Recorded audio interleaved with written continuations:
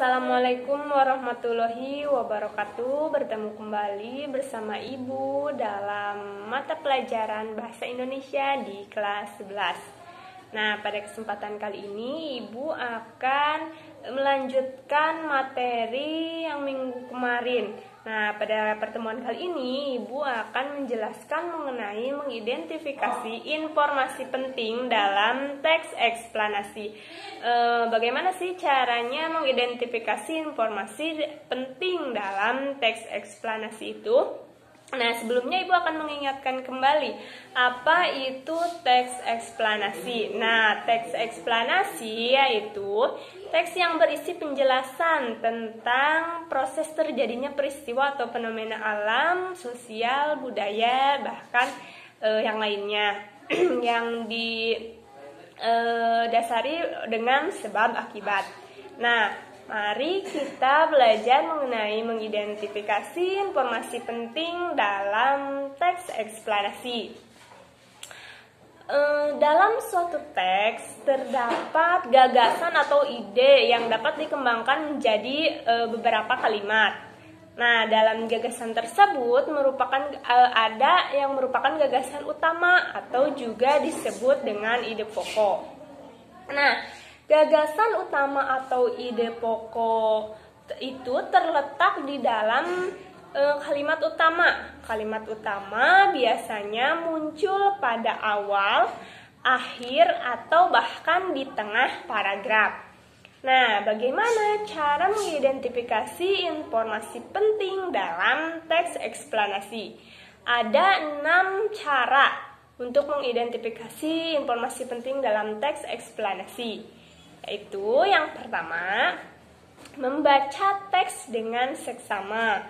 Yang kedua, memahami makna setiap kalimat yang ada dalam teks tersebut. Yang ketiga, menentukan kalimat utama pada setiap paragraf. Dan yang keempat, menemukan gagasan utama atau ide pokok. Kemudian yang kelima, menandai kata-kata kunci. Kemudian yang terakhir yaitu merumuskan inti kalimat utama. Nah, jadi yang pertama harus kalian lakukan yaitu membaca semua teks dengan penuh perhatian, dengan penuh konsentrasi ya, dengan seksama. Kemudian yang kedua yaitu memahami makna setiap kalimat. Jadi setiap kalimat yang kalian baca itu harus dipahami secara mendalam. Kemudian yang ketiga, menentukan kalimat utama dalam setiap paragraf. Nah, dalam semua teks bacaan itu kan ada paragraf-paragrafnya. Nah, di setiap paragraf itu kalian tentukan mana yang termasuk sebagai kalimat utamanya. Kemudian yang keempat itu menemukan gagasan utama. Nah, setelah kalian menentukan kalimat utama di setiap paragraf, nah kalian pasti akan menemukan gagasan utama dari atau ide pokok dari paragraf tersebut. Nah, kemudian kata kunci, menandai kata kunci yang sudah kalian tentukan menjadi ide pokok itu ditandai kata kuncinya. Kemudian yang keenam yaitu merumuskan inti kalimat utama. Nah, setelah menemukan kata kunci berarti kalian sudah bisa menentukan inti dari kalimat itu apa. Nah, di sini ada catatan penting, perlu kalian ingat bahwa pada umumnya paragraf-paragraf dalam teks eksplanasi itu bersifat deduktif atau gagasan utamanya terletak di awal paragraf. Namun ada pula paragraf yang bersifat induktif, yaitu gagasan utamanya terletak di akhir paragraf. Ada pula yang termasuk ke dalam campuran, yaitu gagasan utamanya berada di awal dan di akhir paragraf. Nah, di sini Ibu akan membacakan contoh ya. Di sini ada contoh dari